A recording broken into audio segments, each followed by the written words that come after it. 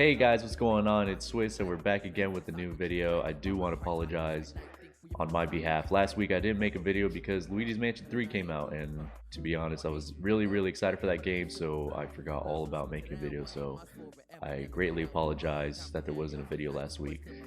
Now, this week's video is going to be in regards of actually trapping with Snake in the neutral, such as getting the grenades, C4s, Nikitas, etc, etc.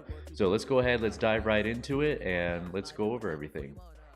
So before we get into trapping, there's two big factors that's going to be dependent on how you want to trap. And the first one is going to be stages, and the second one is going to be whatever character you're playing against. So each stage has its own mechanic or thing that's going on, right? Like Callus has 2 platforms on each side of the stage. Battlefield has 3 platforms, 2 on the bottom, 1 on the top. FD is flat.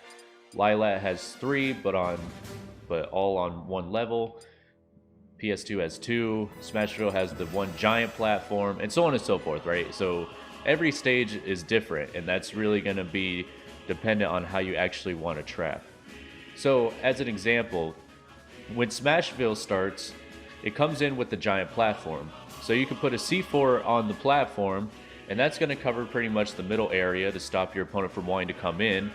And then you can camp with grenades, wait for them to come in, and then try to get them with the C4 if you can.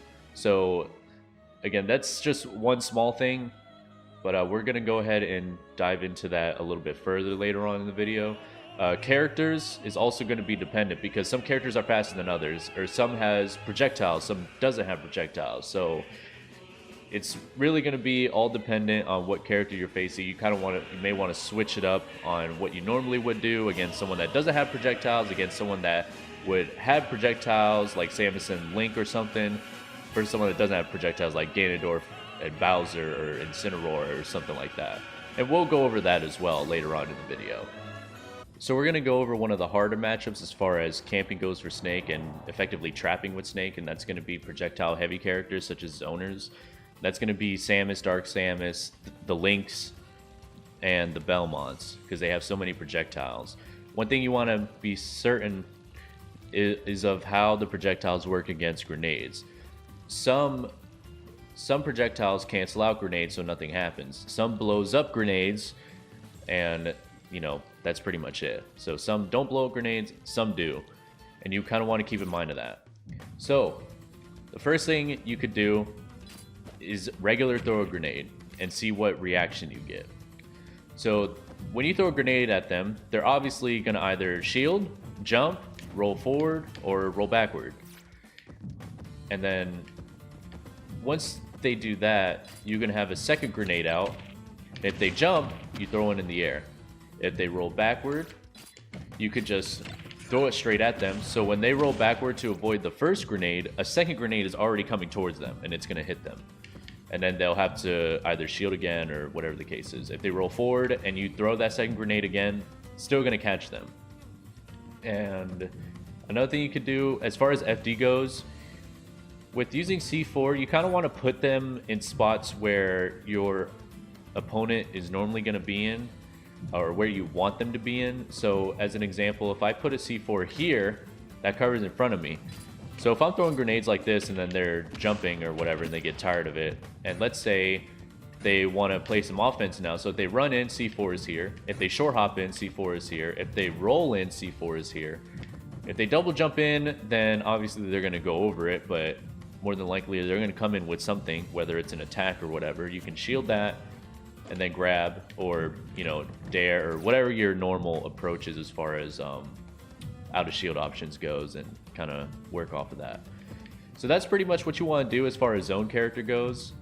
And you can use Nikita, but a lot of projectiles cancel out Nikita, so it might not be too helpful. I normally use Nikita as putting it in the air, so if they jump from the first grenade, you got this Nikita in the air that's going to hit them. So that's pretty much what I do. And so after that, let's go ahead and go into a different stage real quick and a different set of characters.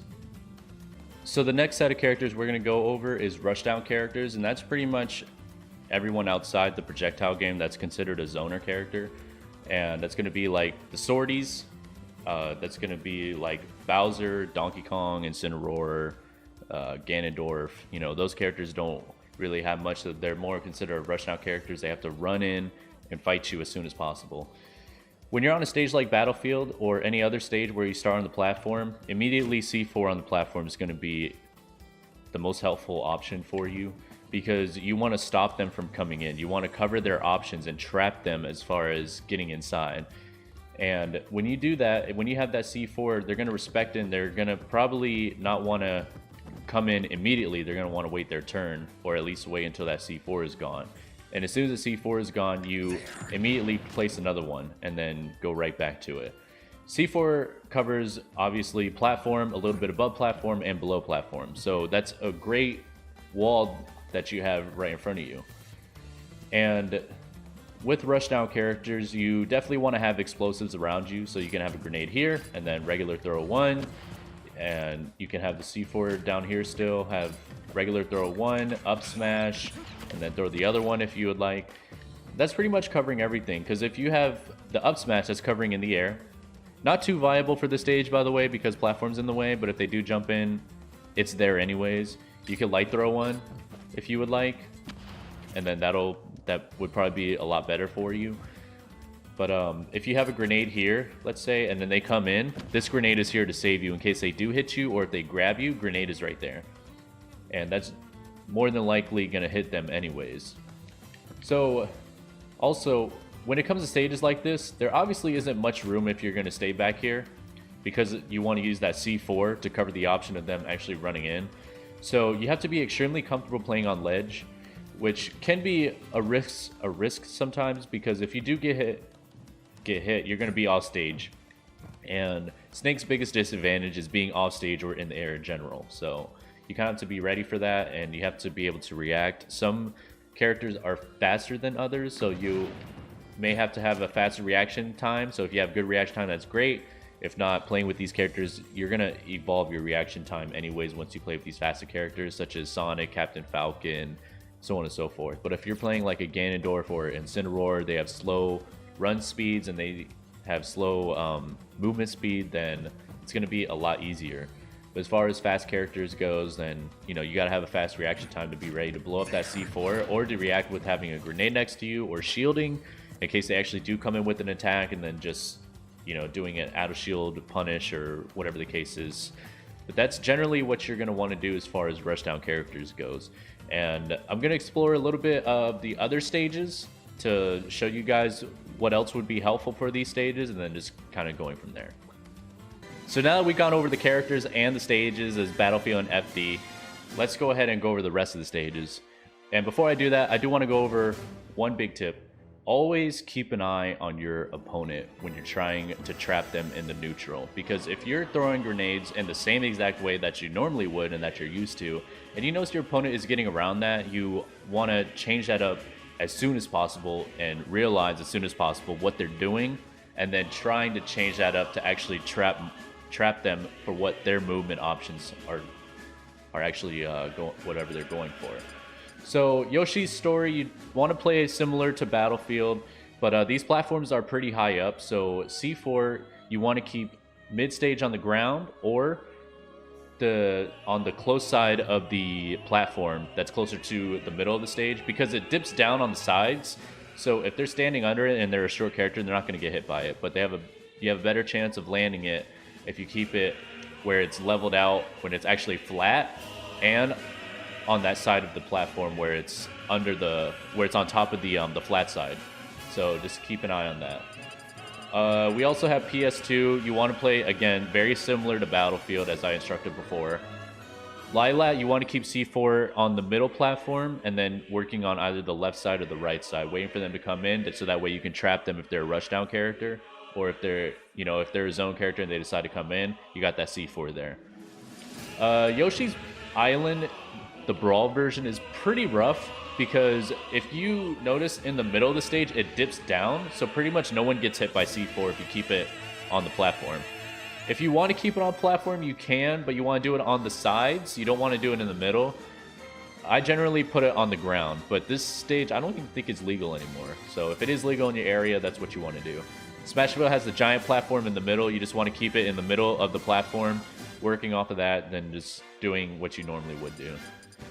And then we have, let's see, we have Town and City, same exact thing. You want to play like FD when the platforms are gone, but then when the platform is in the middle, you want to keep it in the middle platform, and then just working off of that as far as trapping would go. Platforms like this and Kalos, they have them on the sides too, so you can keep a C4 on that platform, and then if they are on ledge and then they jump, then that C4 is there. You can use that as a ledge trap. But this video is pretty much about neutral game trapping, so yeah, that's generally what you want to do. So I really hope this video helps you guys out. I really greatly appreciate you guys actually watching my videos and subscribing to the channel. We just hit 1.5 subs. That's really great. Thank you everyone that came by. And if you like the video for me. Share the video with your friends, your grandma, your dog, or whatever the case is. I got other social media platforms down below in the description. Twitch, Twitter, you name it, it's there. So thank you guys so much. I appreciate it. I'll see you all in the next one. And thank you again one time for watching. Yeah. Here we go. Code won't need you.